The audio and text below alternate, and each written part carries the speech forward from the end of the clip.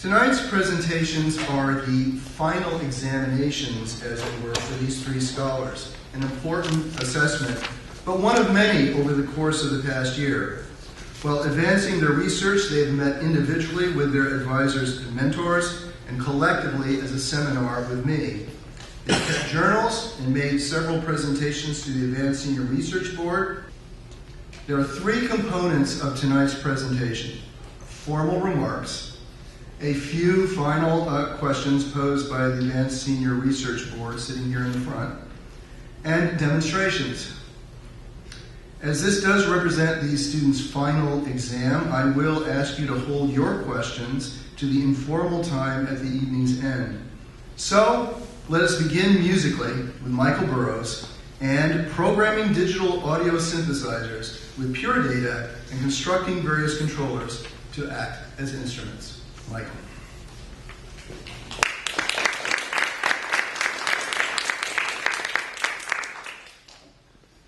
Thank you all for coming tonight. Around this time last year, I was considering ideas for possible research projects. I had been dabbling in programming for 3 or 4 years at that point, so I knew I wanted to do something related to computer science, but I was unable to consolidate a clear, well-organized idea. After a couple of weeks of struggling, a programming language called Chuck, a strongly timed, concurrent audio and multimedia programming language, was brought to my attention. This was the first I had heard of the notion of synthesizing audio through specially designed programming language. Though my experiences in music composition and audio synthesis were limited, I had enjoyed them immensely in what amount I had partaken in them. Thus, I decided that my project should revolve around the intersection of computer science and music, two areas I had come to love. Digital synthesis has only been relevant in the world of audio synthesis for 30-some-odd years, with many sources citing the 1983 Yamaha DX7 as the first digital synth to make it big on the market. Though it was popular for at least another 2.5 decades, analog synths still dominated the market as they were more powerful sound-wise. In recent years, however, as the role of computers in music production has expanded past the point of replaceability, software synthesizers, that is, synthesizers controlled completely by computer, have grown wildly popular.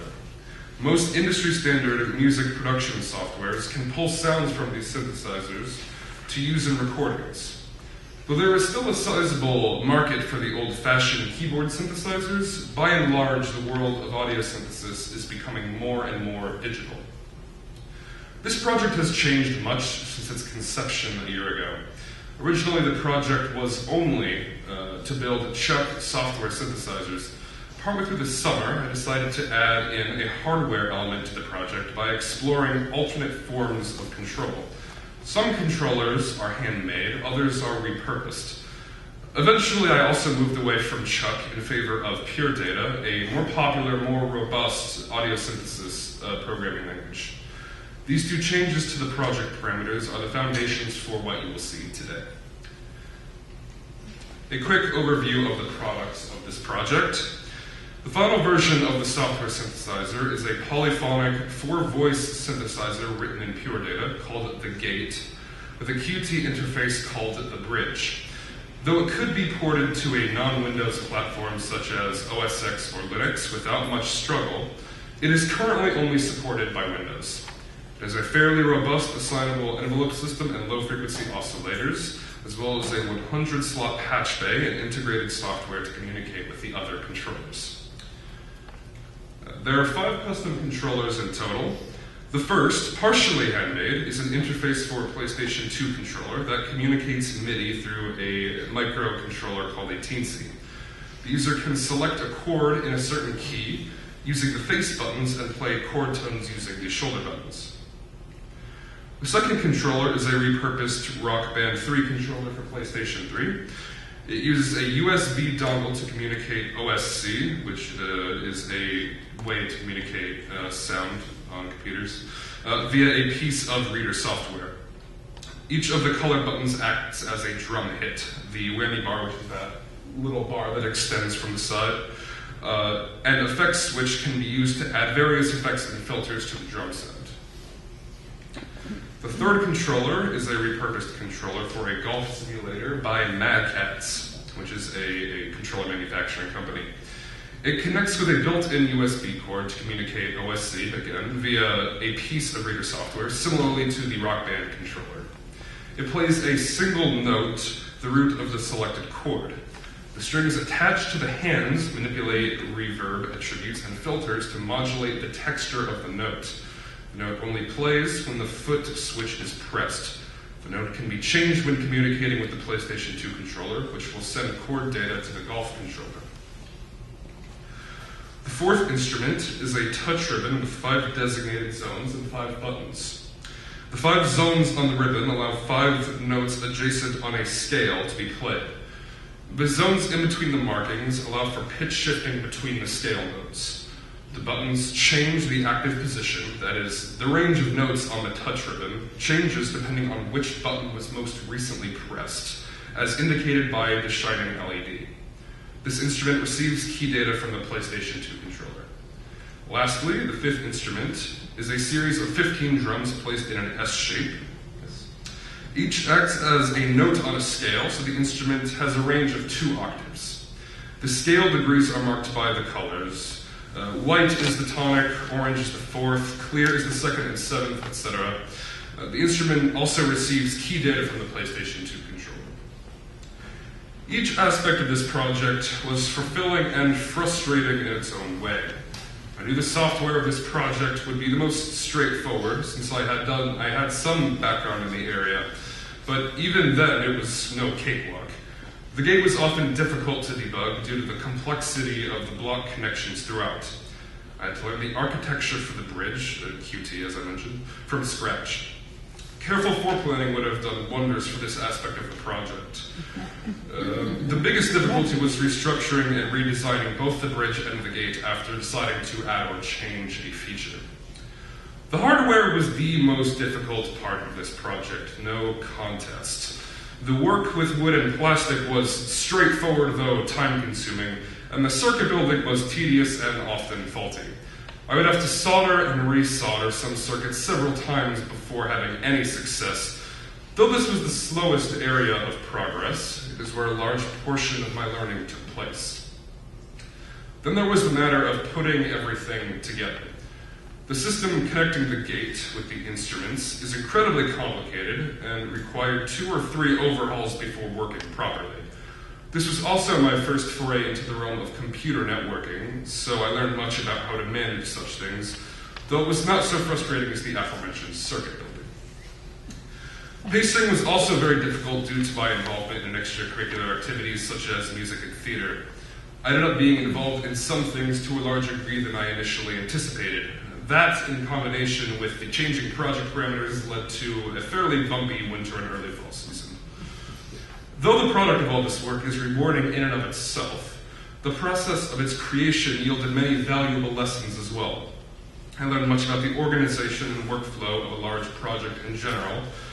I tended to err on the side of procrastination at times, which was clearly a mistake. I likely could have created a more interesting experience had I been more ambitious with my mid-year goals. These principles of organization and workflow could be applied to software creation as well. What I have works, but it would have been cleaner and much more robust had I sat down and planned it out from the start. Of course, I learned much about the fundamentals of audio synthesis as well. Not all of what I learned in this area was integrated into the end product, but my fundamental understanding of the area is much stronger than it was before. I also had to face the terrors of electrical engineering and circuit building to create these instruments. Though I still often find circuitry to be rather confusing, I've burned myself with a soldering iron enough times to be able to use it somewhat well. Norms for circuit structure and diagrams are now more familiar to me as well. I had to learn how to use all sorts of different power tools to create the wood and plastic structures for the drum and slider instruments, including a router, a disc slider, as you should see there, a table saw, band saw, and a drill press, to name a few. I also learned to use an oscilloscope to debug some of these circuitry. During my time working on this project, I also had a chance to explore the importance of various aspects of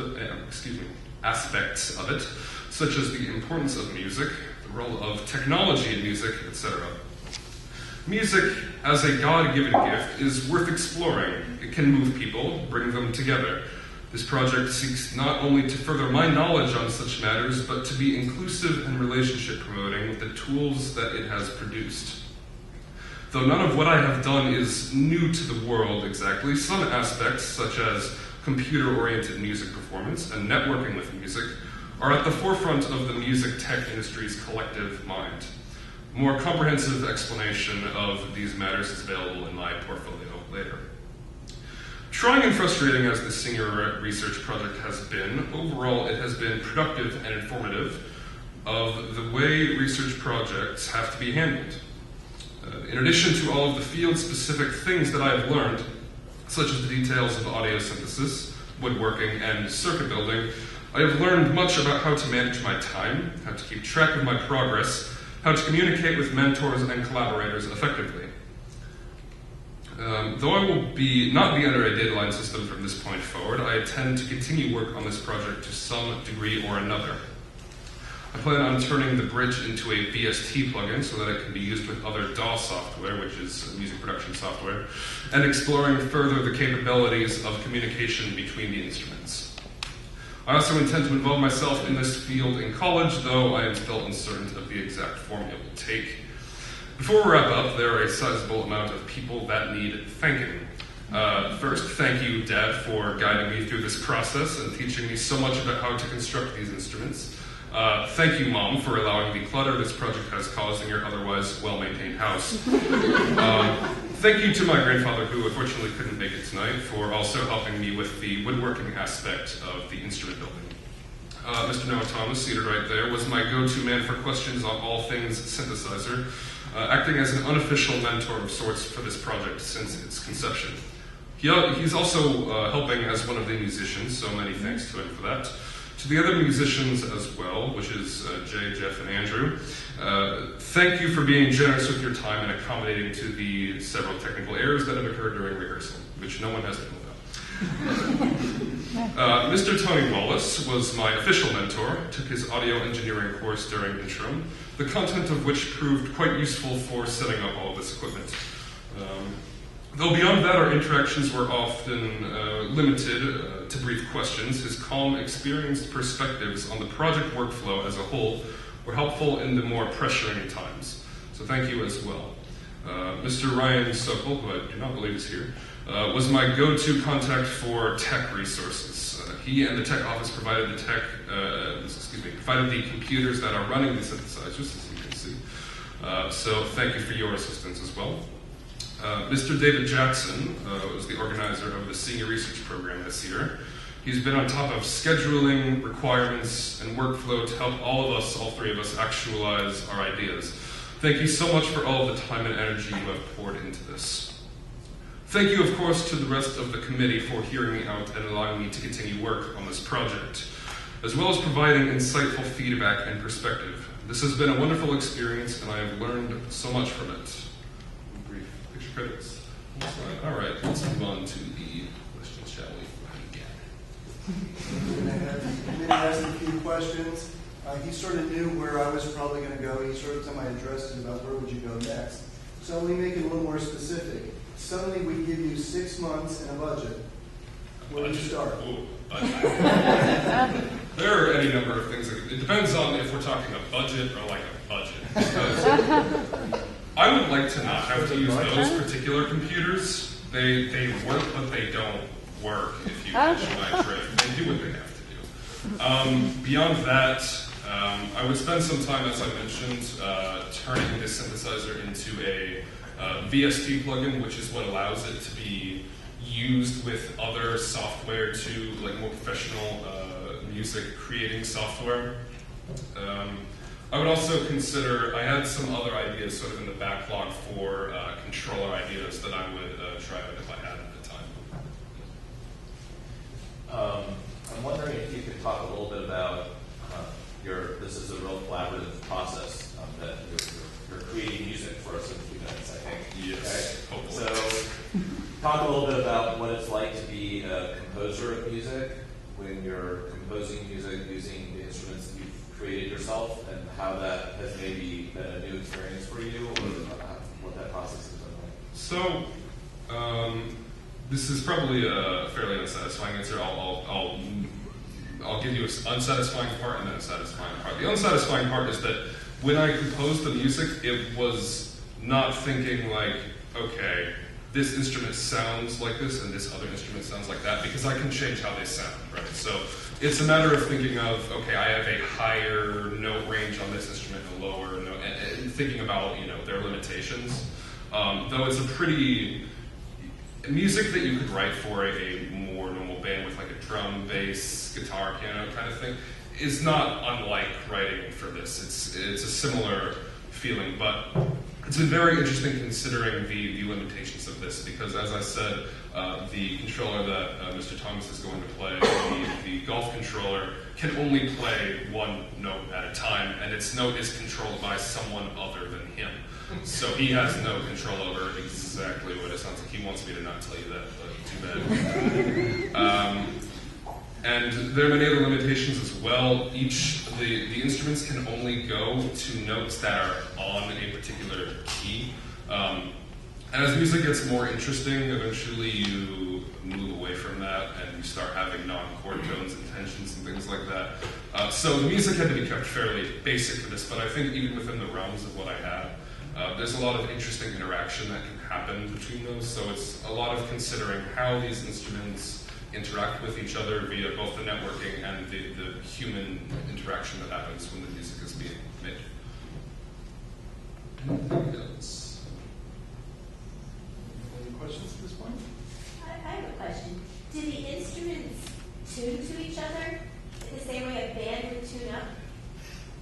Kind of, sort of. Okay, so they wouldn't need to do it the way a normal band would, because all of the numbers are in the computer. A4 is 440 hertz, and that's on a violin that changes because the tension of the strings change, but that's not going to be a problem because the computer is always just 440. It's given the numbers, but they all have to be set to be on the same scale so that they don't sound completely wrong. So in the same way that a normal piece of music, everyone is singing in the same key, hopefully everyone's singing the same key. These should be playing in the same key. Yes. Okay. Well, at this point, Fun's about to begin. I will invite you to go up and invite the band. Today's band is TPWPTM, which I understand means those people who play that music. So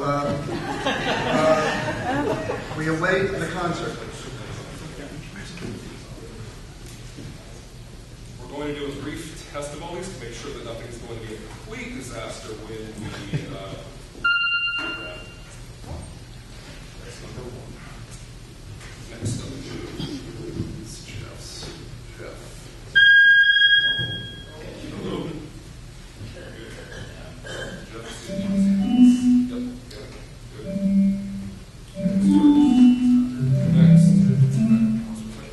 Next is Jay. Hit some buttons. Oh, right.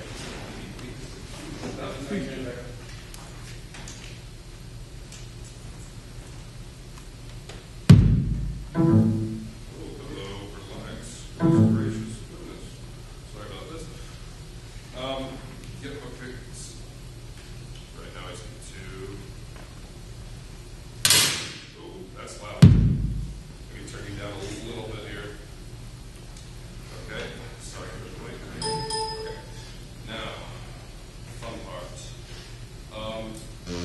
Red. Okay. Not yet. Oh, that's good. All right. And red. Okay, so just to demonstrate one of the important aspects of networking that occurs, all these computers are connected via Ethernet. Play your note. Jeff can change what note he's playing. Jeff, do it. So Jeff's changing the note. He's playing the note. Jeff's changing the note. So that's a fun one. Alright, so enough of that test. Now I actually have to get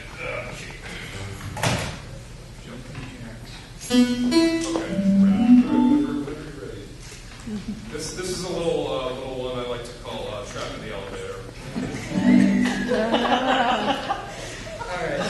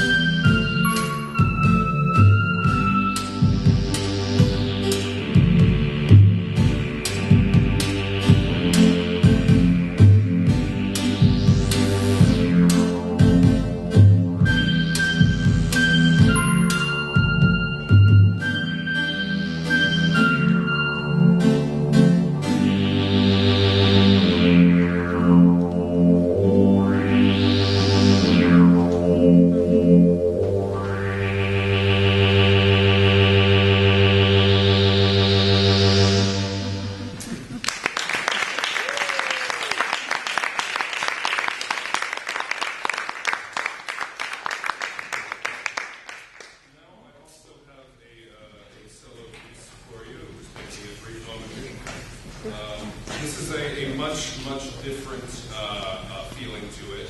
We are no longer trapped in an elevator. We might be in space. It's hard to say exactly where we are.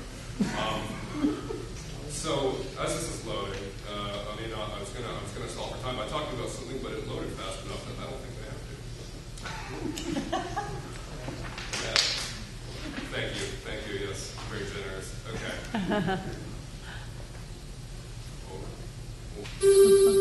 Okay, so this song, I made a recording of it as well. I played it for the committee in January in its early stages. It sounds better now. It's a little different. You're not hearing the same thing twice exactly. Its working title right now is Europa, because it's spacey and space moves. Yeah. All right, here we go.